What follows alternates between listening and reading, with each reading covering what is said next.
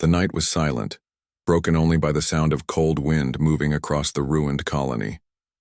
In a small corner of the settlement, an alien woman lay on the ground, her body thin, her skin pale, and her breath weak. She had suffered too much, and everyone knew she would not see the morning. The others had already turned away. To them, she was finished, a life too broken to save. Her chest rose and fell slowly, like a candle fighting against the wind. She closed her eyes, not because she wanted to, but because she no longer had the strength to keep them open.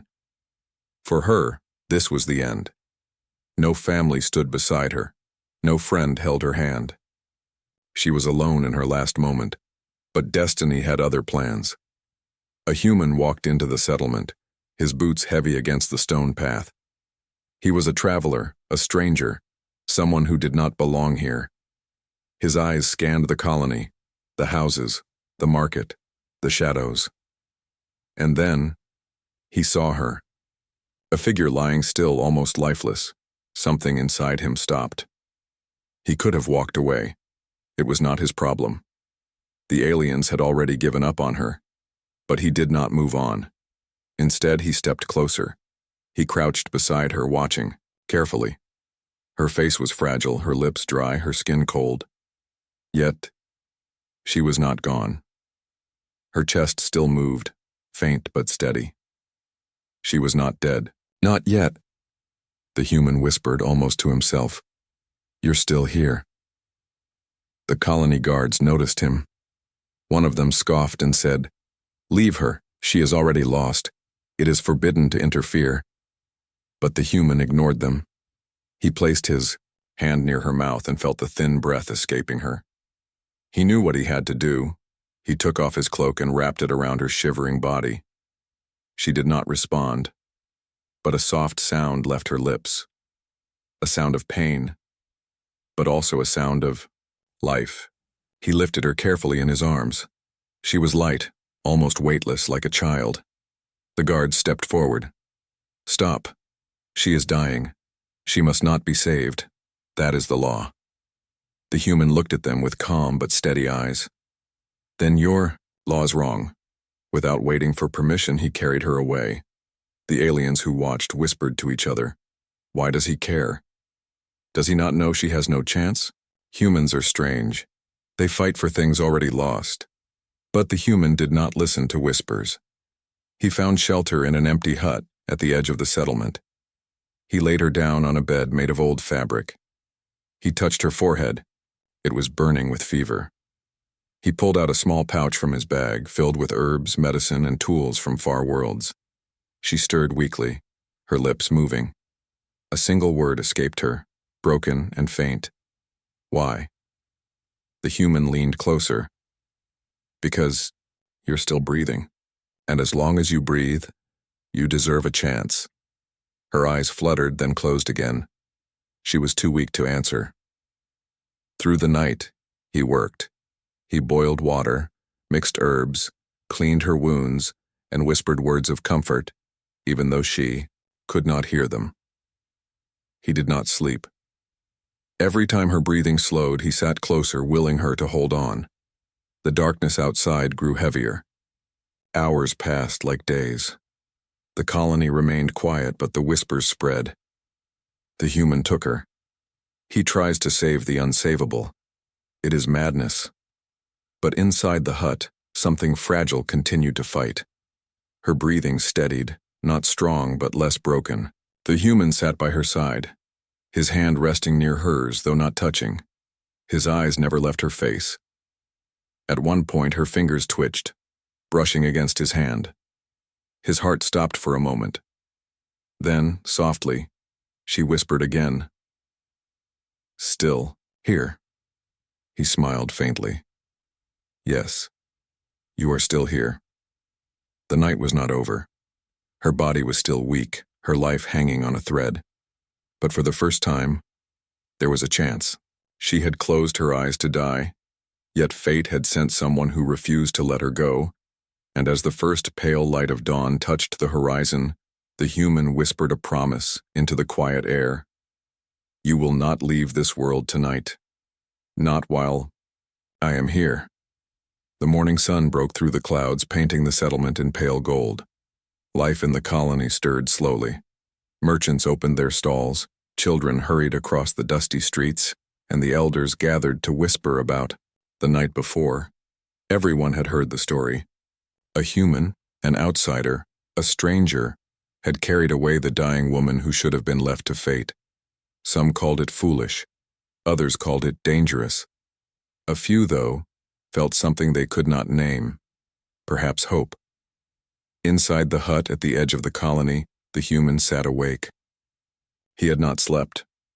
His eyes were red, but his hands were steady as he crushed herbs in a small bowl. The faint smell of medicine filled the air. On the bed lay the alien woman, wrapped in his cloak. Her breathing was uneven, but stronger than it had been. He looked at her quietly. She had been ready to die, yet here she was, still fighting, though weak. He knew she was not safe yet. The fever still burned. Her body trembled from exhaustion. But she had a chance. The door creaked. 3 figures stepped inside. Colony elders, their robes heavy with symbols of rank. Their eyes fixed on the human. With cold disapproval, one of them spoke, his voice sharp. "Human, you should have walked away. She was marked for death. It is our way." The human did not rise. He continued to grind the herbs. "Your way is to abandon her. My way is to help." Another elder stepped forward. "You do not understand. She is broken. She carries no worth. Saving her will only bring pain, for her and for you." The human looked at them then, his voice calm but firm. "I saw her breathing. That was enough." The elders exchanged uneasy glances. His words were simple, but they carried a weight that unsettled them. The eldest one sighed. "If you choose this path, you stand against our law. You will answer for it." The human did not flinch. "Then I will answer." The elders turned and left, their robes sweeping the floor behind them. Outside, whispers grew louder. Some laughed at the human's stubbornness. Others shook their heads, saying he was cursed now. But inside the hut, the human focused only on her. He crushed the herbs into powder, mixed them with water, and gently touched the cup to her lips. At first she did not move, but slowly, with effort, she drank. When she coughed weakly, his hand steadied her. "Easy. Easy now," he murmured. Her eyes opened for a moment. They were clouded with weakness, yet sharp with confusion. "Why do you do this?" she whispered. The human leaned closer. "Because I made a choice. You are not alone anymore." Her lips trembled and a tear slid down her cheek. She could not speak further. But for the first time, she did not look like someone waiting for death. She looked like someone clinging to a reason, however fragile, to live. That evening, the human stepped outside to gather water. The colony children followed at a distance, curious but afraid. One brave boy asked, "Human, why her? She was nothing. Why save her?" The human knelt down, filling his flask. "Because no one is nothing." The boy frowned, not fully understanding, but the words stayed with him. When the human returned, he found her eyes open again. She tried to sit, but her strength failed and she fell back. He caught her before she struck the bed. "You shouldn't move yet," he said softly. Her voice shook. "They will punish you. Because of me." He gave a small smile. "Then let them try. My choice is made." Her chest rose and fell. She stared at him, as though searching for something in his face. Perhaps she wanted to know if he was lying, if his care was just pity. But his eyes were steady, without fear, without regret. That night, when darkness returned, the settlement grew quiet again. Yet in the hut, there was no silence. There was the sound of her breathing, faint but steady. There was the sound of the human preparing more medicine, more water, more warmth. At one point, she whispered again, her voice no more than air. "If I live, what then?" The human looked at her and answered simply, "Then it will be a new beginning." For a long time she lay still, thinking of those words. A new beginning. She had not believed such a thing was possible. But now, because of him, the thought refused to leave her. The colony had abandoned her. The laws had written her fate. Yet one human had stood against all of it, not for power, not for reward, but because he believed her life still mattered. And though her body was weak, her heart stirred with something she had not felt in years. Hope. The human's choice had already begun to change everything. The nights in the colony were colder than the days. Wind carried dust across the empty streets, slipping through cracks in the wooden walls of the hut where the human kept watch. Inside, a single lantern glowed faintly, its weak flame flickering, as though it too was fighting for survival, just like the woman lying on the bed. Her breath was still shallow but steadier than before.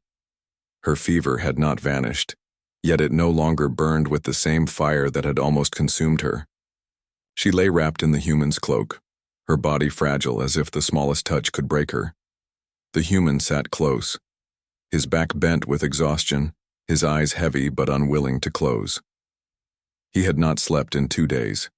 Every time her breathing faltered, he leaned forward, watching, waiting, making sure she did not slip away.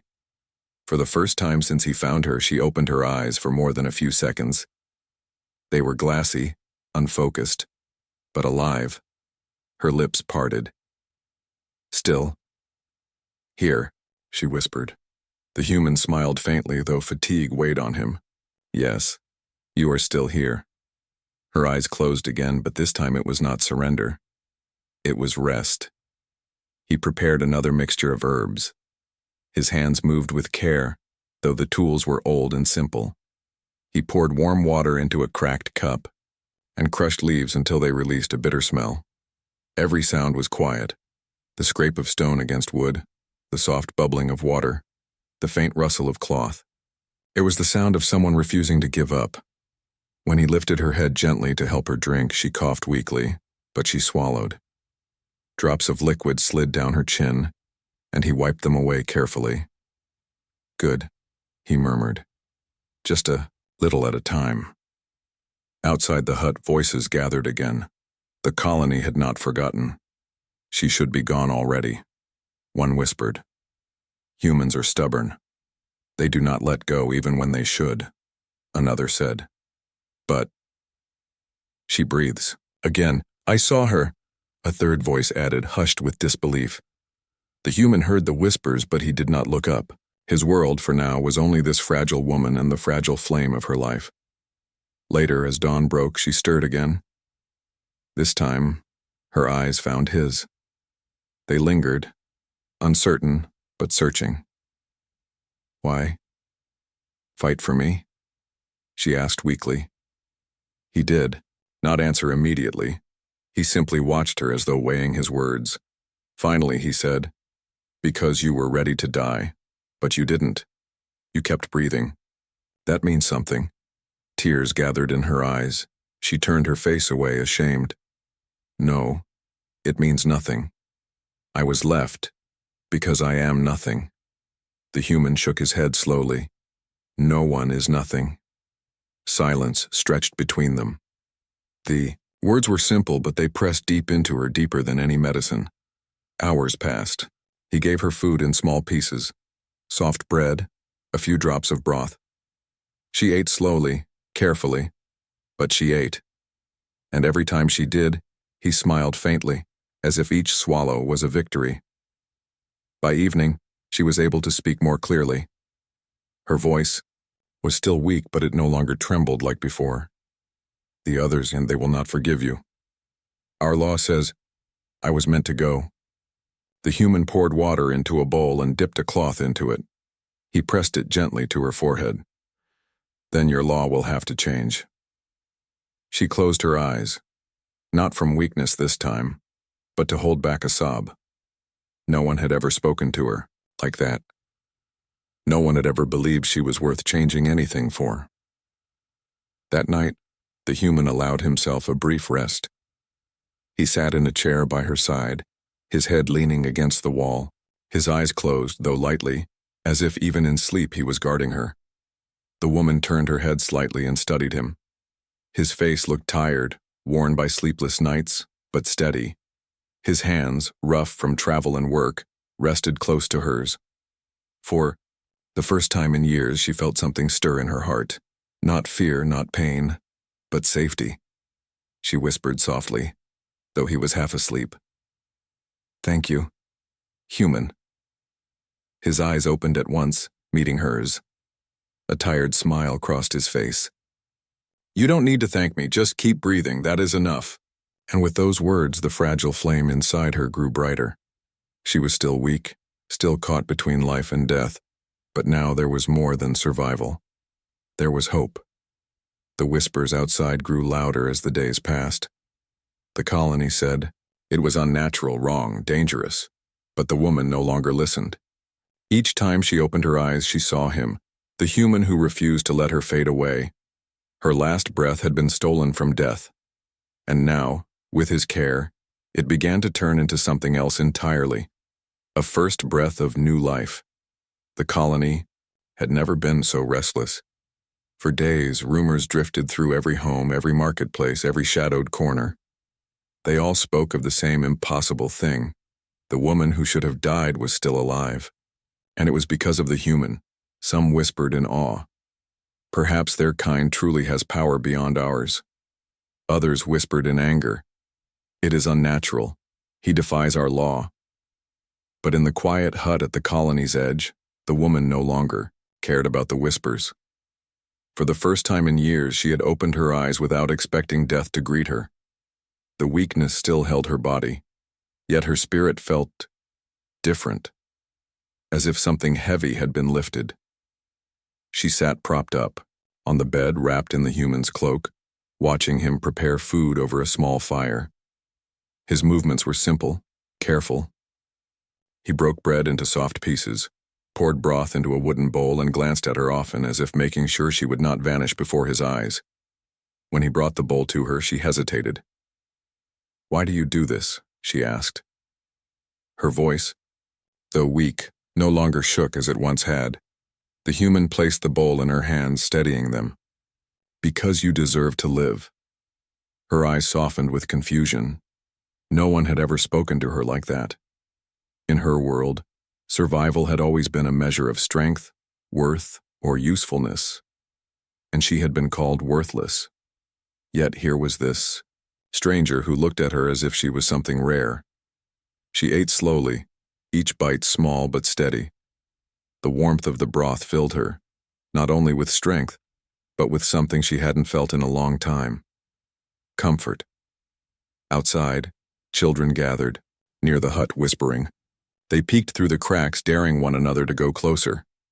One little girl, braver than the rest, pushed the door open just enough to see. She gasped when she spotted the woman sitting up, eating. "She's alive," the girl cried, running back to the others. "She's alive." The news spread faster than fire. By nightfall, the entire colony knew. The broken one who had been abandoned now sat upright, eating like the living. The elders were furious. They gathered in the central hall, their voices rising. This cannot be allowed. The law was clear. She was meant to return to the dust. And yet the human defies us all, but not all voices agreed. A few younger aliens who had seen the woman suffering and felt pity whispered among themselves. If she can live again, maybe others we gave up on could too. The colony divided, half clinging to old law, half shaken by new hope. Back, in the hut, the woman felt the tension outside. She lowered her eyes. "They will not forgive this," she murmured. The human poured water into a cup and handed it to her. His voice was calm. "Then let them be angry. You are alive, and that is what matters." She studied him, her gaze searching. "Do all humans think like you?" A faint smile touched his lips. "No, but I do." Her chest tightened at his words. She did not know why, but something in her heart stirred. A spark she thought had died long ago. That night, as the wind howled outside, She dreamed, not of death, not of pain, but of walking through the colony with strength in her steps, her head lifted high. She dreamed of voices not whispering curses, but calling her by name. For the first time, she dreamed of a tomorrow. When she awoke, the human was still beside her, watching with quiet eyes. She whispered almost shyly, "I dreamed I was alive." He leaned forward slightly. "You are." Tears filled her eyes, but they were not the tears of despair she once shed. These were tears of something new, something fragile but bright. Outside, the colony stirred again. Voices argued, leaders demanded order, and the people leaned in closer to the hut, desperate to see the miracle for themselves. Some came in secret, standing by the window only to witness her breathing steady, her eyes open, her body alive. The whispers grew stronger. She was supposed to be gone. She looks different, stronger. If she can live, what else? Have we been wrong about? The elders feared the answer. But inside the hut, the woman was no longer afraid of their whispers. For the first time, she felt that her life was not a mistake. That maybe, just maybe, this human had given her not only another chance, but the courage to claim it. And as she lay back, her hand brushing against his on the edge of the bed, one thought burned quietly inside her. The end she had accepted was no longer hers.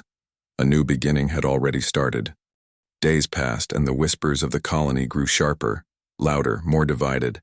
Some spoke of curses, others of miracles. But inside the small hut at the edge of the settlement, there was only silence, soft, warm, and alive. The woman sat now, with more strength. Her body was still weak, but she no longer lay helpless on the bed. Wrapped in the human's cloak, she could lift the bowl herself, sip water without trembling as much, and even stand for a few moments when he helped her. Each small act felt like a victory, yet it was not the food, nor the medicine, nor the warmth that kept her alive. It was him. The human spoke little. He did not fill the room with endless words. Instead, his silence carried meaning. When she coughed, his hand was there, steady. When she faltered, he caught her before she fell. When her strength failed, his eyes never wavered. His silence told her everything she needed to know. She was not alone anymore. One evening, as dusk painted the sky in deep reds, she sat by the fire he had made. Her voice broke the stillness. When I closed my eyes, I thought it was my last time. The human, crouched over the fire, looked at her quietly. She continued, her words soft, almost as if she was afraid to speak them aloud. "But you brought me back. Why?" He stirred the fire, sending sparks into the air. His answer was simple. "Because you wanted to die, but your heart refused. I only listened." Her eyes lingered on him. His words seemed too simple, too small, to explain what he had done. Yet she felt the truth in them. He had not forced life into her. He had simply stayed, refusing to let her surrender. She turned her gaze to the fire. "All my life I was told I had no value, that my breath was a waste." She touched her chest lightly. "But when you looked at me, you saw something else. I don't understand it." The human's voice was calm, steady. "You don't have to understand. Just live." Her throat tightened. For a long moment she did not speak. Instead, she leaned closer to the fire, letting its warmth soak into her bones.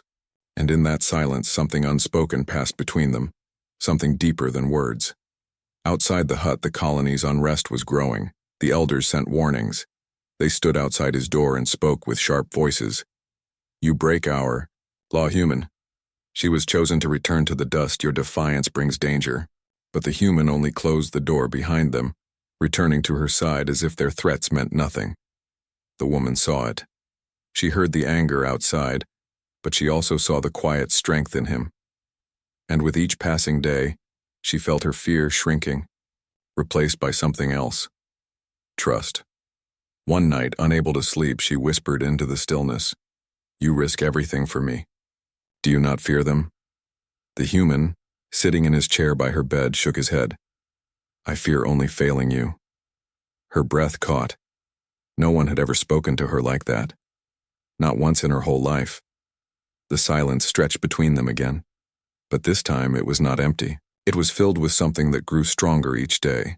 A bond forged not in words but in small acts of care, in glances, in the space they shared. As days turned into weeks, the changes became undeniable. She could walk a little farther each day. She could eat more without weakness overtaking her.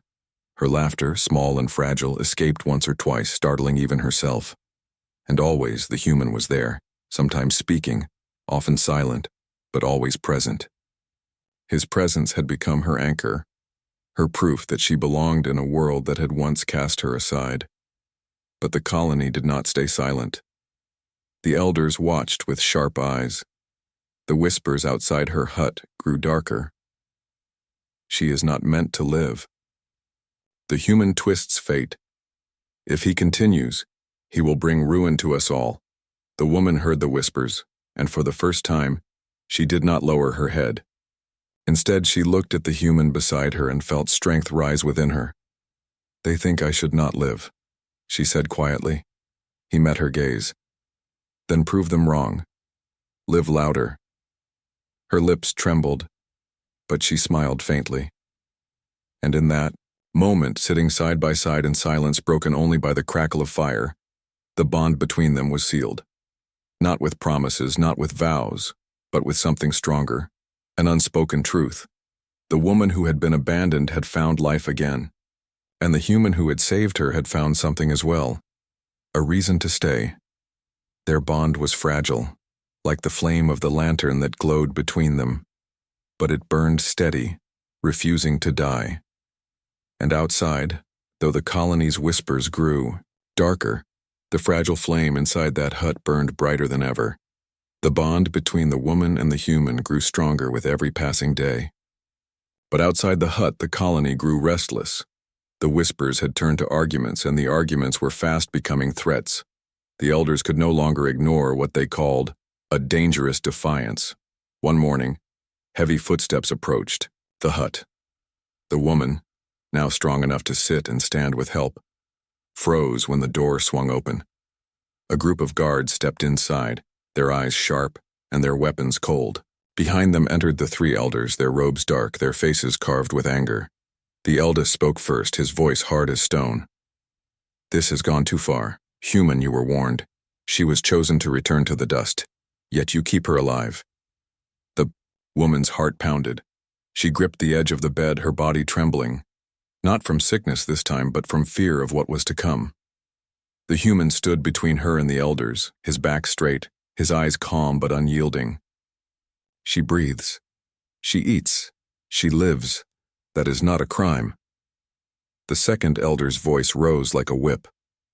It is a crime when it breaks our law. We are bound by tradition, by the judgment of the ancestors. You dishonor us all by refusing to let her go. The woman shook her head weakly, tears gathering in her eyes. I never asked him, she began. But the human raised a hand gently, silencing her. You did not need to ask, he said softly. Then he turned back to the elders. I made my choice, the third elder sneered. Then you will face the cost. Guards, take the woman, end this mistake. The woman gasped, clutching the cloak tighter around her thin body. The guard stepped forward, but the human moved first, placing himself firmly in their path. His voice was calm, yet every word struck like iron. You will not touch her. The guards hesitated. They were many, but the look in the human's eyes made them falter. For a long moment, silence filled the hut, heavy as a storm waiting to break. Finally, the eldest elder spoke again, his tone colder than before. You stand against our people, against our law. If you continue, you will be cast out. Both of you. The human did not blink. Then cast us out. The elders stiffened, shocked by his defiance. They turned sharply, leaving the hut with angry steps. The guards followed, though their eyes lingered uneasily on the woman before they left.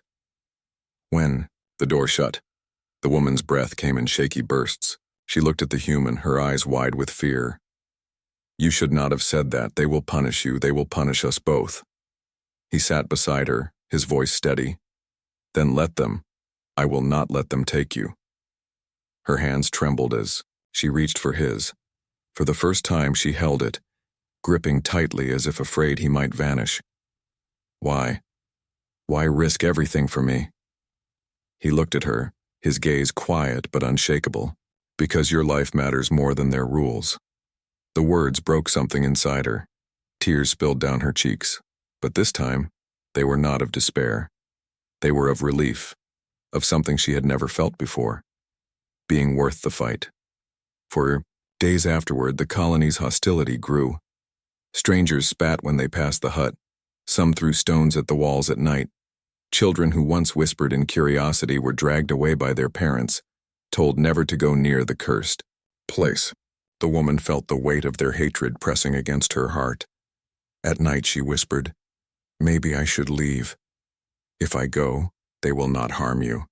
The human shook his head. "You are not the one who should leave. They are the ones who are blind." But despite his calm words, the danger was real. One night, a shadow moved outside the hut. The woman awoke to hear soft steps, the scrape of wood, and then the hiss of fire. Flames licked at the outer wall, smoke curling into the air. She cried out, fear tearing through her chest. The human burst from his chair, kicking dirt and water across the small fire until it died. His eyes scanned the darkness, but the shadow was gone. Only the sound of fleeing footsteps remained. The woman clung to him, her voice breaking. "They want me gone. They will never stop." He held her close, his jaw set. "Then let them try. They will not take you while I live." In that moment, she realized something powerful. It was not only her fight anymore. The human had made it his fight too. She was no longer just surviving. She was defended, protected, valued. Yet the danger was not gone. The colony had turned its back, and betrayal lingered in every shadow. The elders would not forgive this defiance, but neither would the human bow to them. And as she held on to him, her heart beating against his, the fragile flame inside her no longer felt so fragile. For the first time, it burned with strength. The shadows of betrayal had fallen, but in that darkness a new light had begun to rise. The colony gathered at dawn. Every villager, elder, and child stood in the central square, their faces tense and full of anger. At the heart of the gathering, the three elders waited with cold eyes. Behind them, guards held spears, their sharp points catching the rising sun. The human and the woman walked together through the crowd. She was weak still, her steps slow, but she stood tall, no longer a shadow of the broken figure who had been left to die. Wrapped in the human's cloak, her pale face glowed faintly in the morning light. Whispers spread like fire through the crowd. She should not be alive. The human defies us all. It is dangerous. But look at her. She walks again. The eldest elder raised his hand, silencing the voices. His words cut through the air like a blade. "This ends today. The Yaupsor law was broken. Life was stolen from death. The human has corrupted our ways." His eyes narrowed at them. "You will be judged." The human stood firm, his hand brushing against the woman's arm, steadying her. "Judge me, then, but she will not be touched." The second elder's voice cracked with fury. "You dare stand against us, outsider? Against our law, our ancestors?" Before the human could answer, the woman stepped forward. Her knees trembled, but her voice, though soft, carried across the silent crowd. "No, he does not stand against you. I do." The crowd gasped. She had been voiceless, powerless, forgotten. Yet here she stood, her words clear, her head unbowed. Tears gathered in her eyes, but she did not look away from the elders. "I was abandoned, cast aside like dust. You told me I was nothing, that my breath had no value. And I believed you. I closed my eyes, ready for death." She placed her hand over her chest where her heart still beat.